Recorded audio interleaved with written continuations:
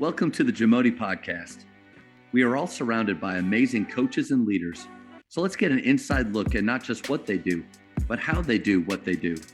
After all, becoming the best versions of ourselves is JAMODI, just a matter of doing it. Coaches, the JAMODI podcast is powered by Shoot 360. The future of basketball has arrived in Dallas-Fort Worth. Shoot 360 combines the latest sports technology with the fundamentals of basketball skill development. The result is a one-of-a-kind video game-like basketball program designed to improve your shooting, dribbling, and passing.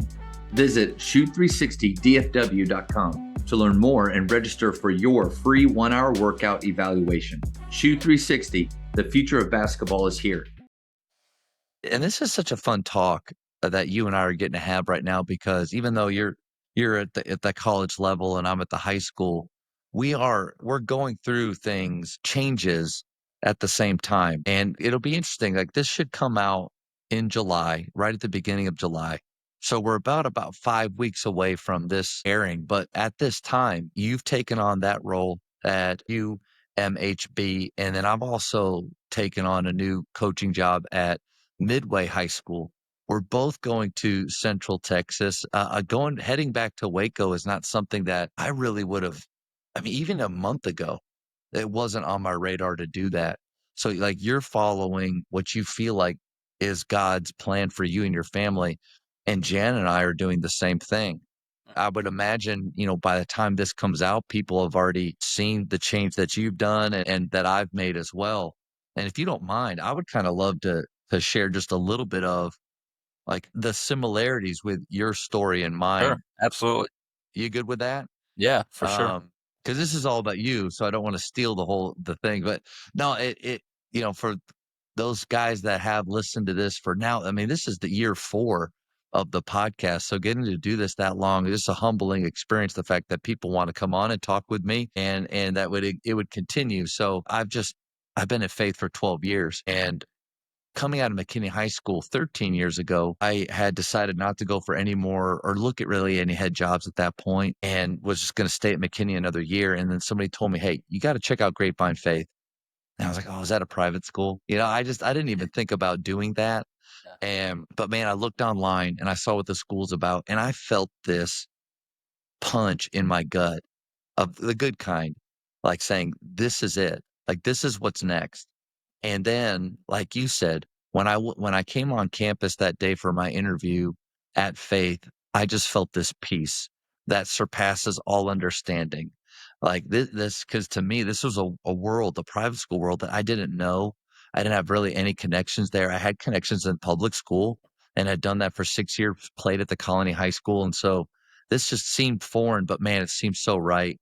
And to have my son be there for 12 years, graduate, and just the amazing people. And I love the mission of Faith. And so even through this spring, knowing that Landon was going to graduate, I had no intention of changing. We've got great kids at Faith. I'm very happy and comfortable, and we've built a special culture there and a style of play that's really fun. But Jan and I prayed about it, and we did make the decision that this would be the first spring that if something came up that I was interested in, that I would at least take a phone call. And man, talk to Coach McDade when I saw that he was retiring and I known him from the Southlake days, and talked to him when I saw that he was leaving there, retiring. And I just said, "Man, what are your thoughts on Midway?" And he was like, "Oh man, it's the best place I've ever worked." And in my head, because I had made this checklist of, if I was going to leave Grapevine Faith, the place I love, it has to hit all of these checks like you had. And like, that was like, for him to say that, like, I wanted to go to a great place, where there's an awesome culture already in place. Like, the people are good. There's solid foundations all around. And so, okay, that was a check. And I was like, well, coach, like, teaching wise, I haven't been in the classroom for 12 years, and I don't really want to return, because at McKinney, I was teaching 5 English classes a day, and I just didn't want to do that again. I've been doing AP Silent Study Hall for 12 years. And he was like, "Well, Matt, I do 2 speech classes." And I was like, "Oh man, that's my major." I taught that at McKinney, and actually I love that. Like, I do that in my personal life, and it has to do with interviewing and helping kids get in front of people. Like, I'm passionate about that. And I was like, well, how many a day? Because I have a lot of off periods. It's like just 2 a day. I was like, oh my goodness.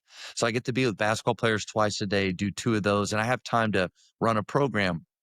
And then just I kept going through all of these things, not trying to poke holes in it, but like it had to be right.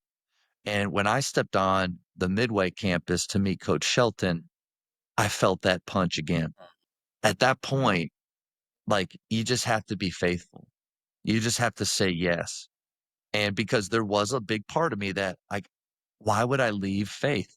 Like this is a good place. I'm happy and we're going to be good for a few years for sure with the talent we have and the kids we have. But man, it was just every door was opening. And there's just what you mentioned something you said, you've been to 3 Christian schools and you love that part of your coaching. I didn't want to turn that part of my life off because to me, it's it's enabled us at Faith to be the best competitors that we can be because we know what our why is. We're trying to glorify him in everything that we do. Man, that puts the bar, like, we're talking excellence, that's Yeah. super high if we're trying to achieve that. And so but I had so many of those people in leadership positions there say, "Listen, we are a public school, but we want that." And that was like another check. Yeah. And then I got to go down for a meet and greet after it was all done and just meet some of the people and everything was validated in that decision.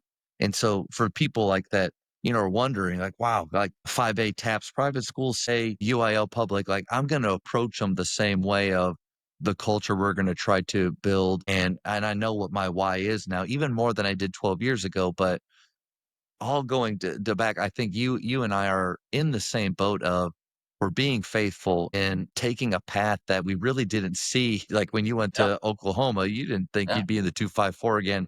It's been 25 years for me or 20 years, but man, so thankful for all the people in Waco that have been reaching out. Like I didn't think it would be a big deal for me to come back down there, but I think people are really excited about that. But I just can't wait to get to know the guys. So I'm sorry about taking that No, chunk of time, but there are some similarities with what you and I are going through right now.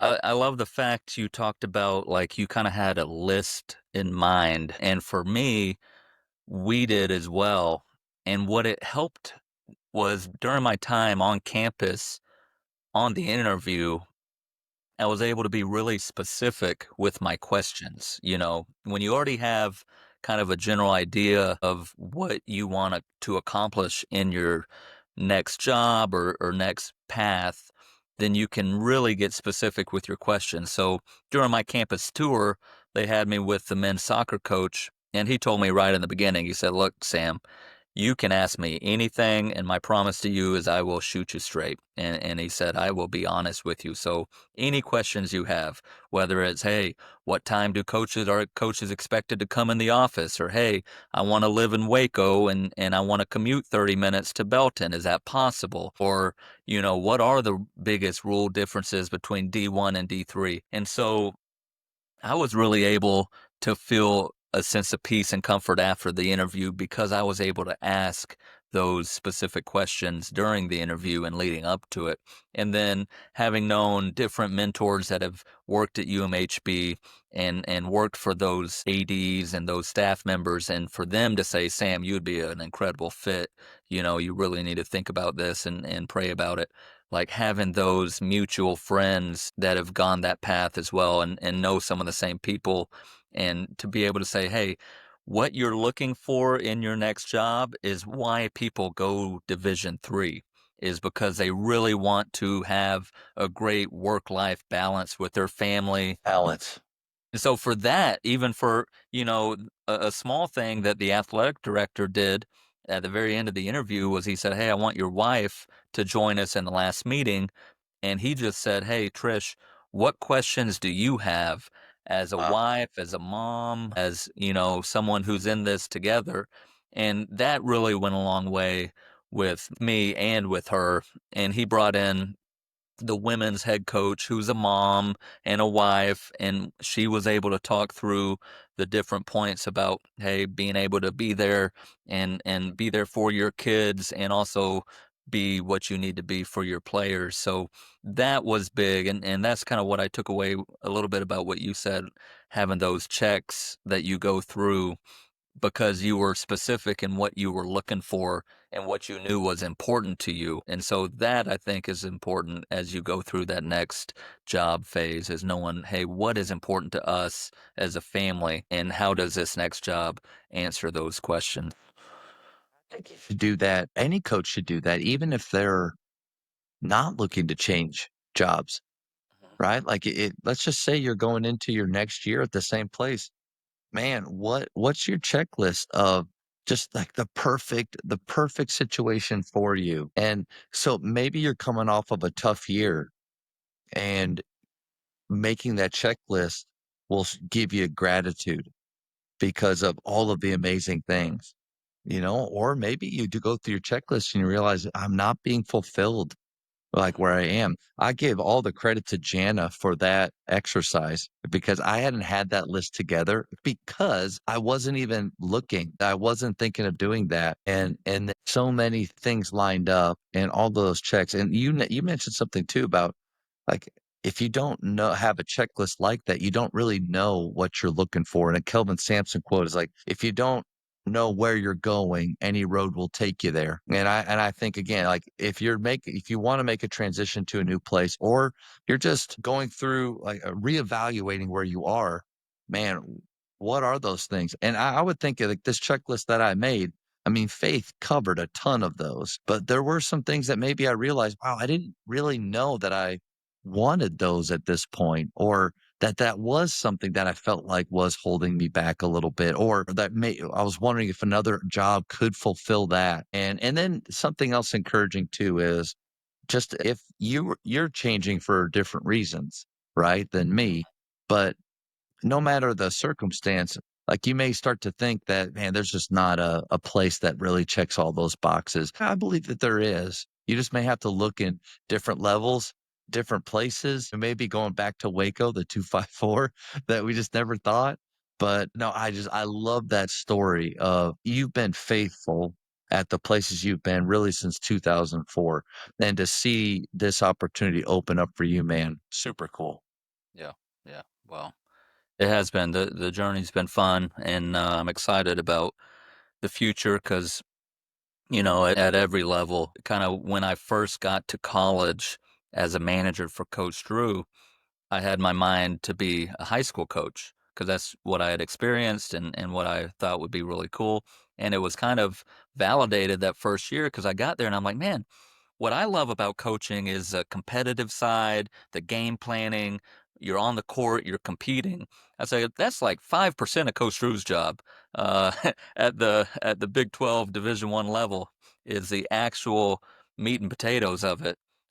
Like competing. There's so much that goes on in the head coaching role that has nothing to do with X's and O's. And so, but then gradually I started to really have an appreciation for that side of things, and that was mainly because I got to take part in it. The non-conference scheduling, the camps during the summer, the academic component, the speaking engagements, all the things that go into it that are outside of the X's and O's. Uh, I've really gained an appreciation for, and I'm actually like excited to be able to do some of those things that I'm sure some other head coaches who've been in it a long time are kind of rolling their eyes at and trying to delegate those jobs to other people. But I'm like, shoot, I'm eager, I'm excited. Who knows, what tomorrow holds. Like, I just want to jump in and be all in where I'm at right now. Thank you for checking out today's episode. Please take a moment to subscribe to this podcast, share it with your fellow coaches, and find us on social media for what's coming up next on the JAMODI podcast. It's just a matter of doing it.